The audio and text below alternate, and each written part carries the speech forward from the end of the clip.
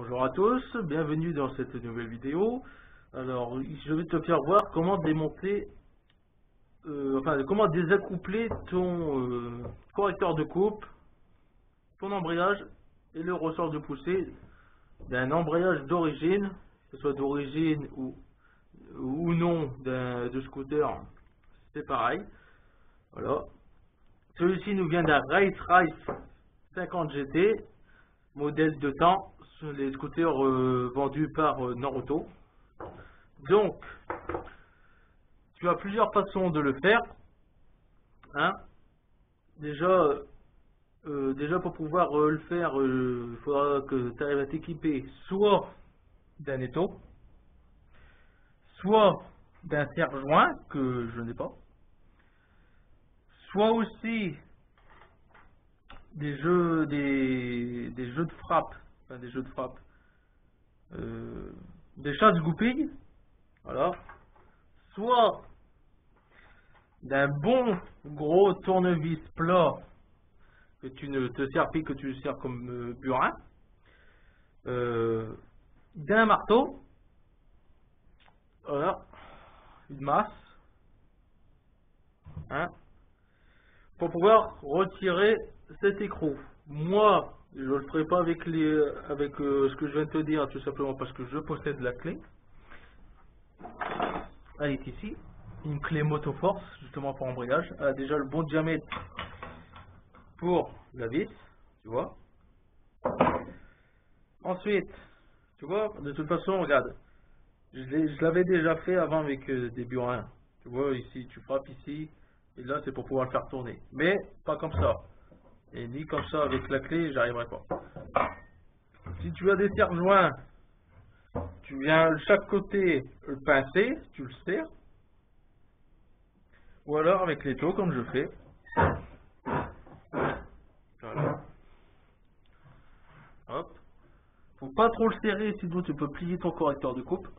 Faut juste se dire de mettre une petite pression pour pouvoir dégager un peu la vis. Hop. Voilà. Moi avec ma clé, je viens comme ceci. Bien sûr, je l'ai maintenant.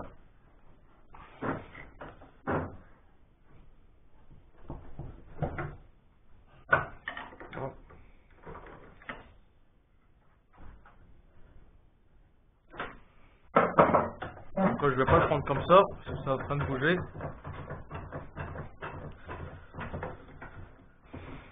Je vais le prendre comme ceci.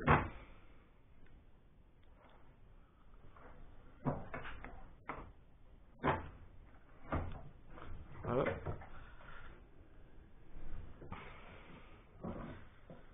Il faut faire très attention parce que comme il y a un ressort, hein, tu peux te le prendre dans la gueule, soit le correcteur, soit l'embrayage. Donc essaye quand même de se mettre en situation de protection pour pas que tu te reçois dans la gueule. Alors il n'est pas tout à fait adapté pour ce modèle là.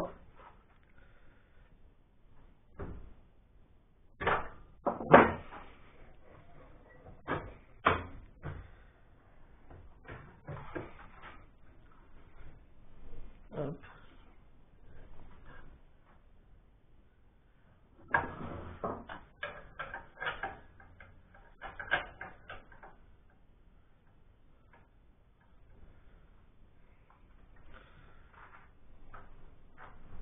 Voilà.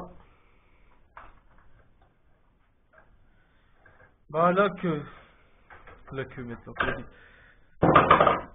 Vu que là l'embrayage est déjà bloqué sur les taux, je sais très bien qu'il va pas me sauter dans la gueule, donc là je peux retirer directement l'écrou, mais par contre c'est le correcteur de coupe qui lui risque de me sauter dessus. Donc il va falloir vraiment aller doucement.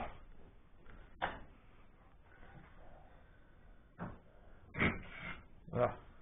Donc là il est bloqué.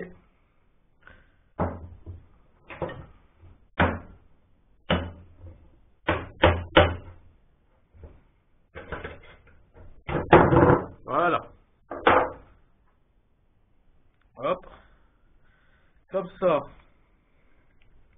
Tu peux changer ton ressort. et en mettre un autre, bien sûr, dedans. Voilà, je pourrais pas le remettre parce que c'est pas la même taille, c'est pas la bonne taille plutôt. Voilà, mais bon, t'as compris.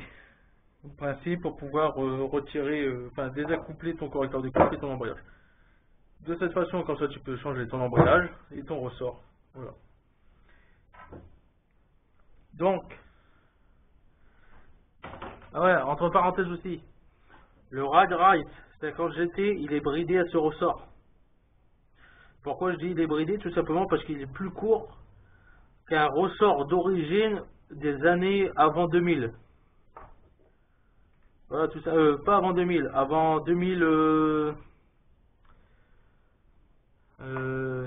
si, ouais, avant 2000, avant l'année 2000, tout simplement, il est plus court. Voilà. Normalement, d'origine, ils sont un peu plus longs, ce qui fait que ça retarde l'ouverture du correcteur, vu que ça force un peu plus, et tu as une meilleure pêche. Ceux-là, ils sont plus courts. Et déjà une première bride, en fait, c'est une bride, on va dire une bride d'accélération. Voilà. Donc après, pour le remettre, bah, une fois que tu as fait ce que tu voulais faire, tu le remets. Voilà. Moi, je te conseille de faire comme ceci. Voilà.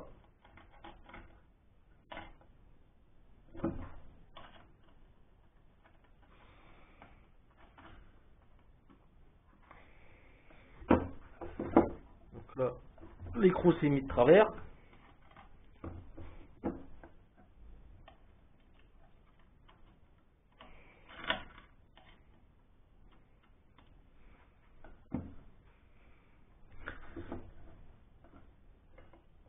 Ah bordel.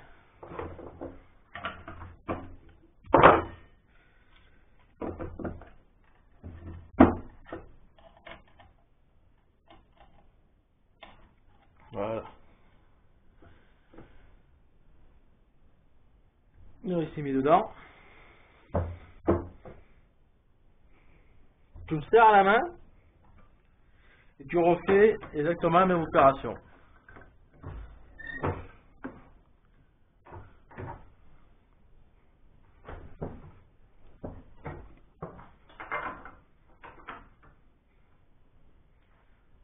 Voilà. Tu vois?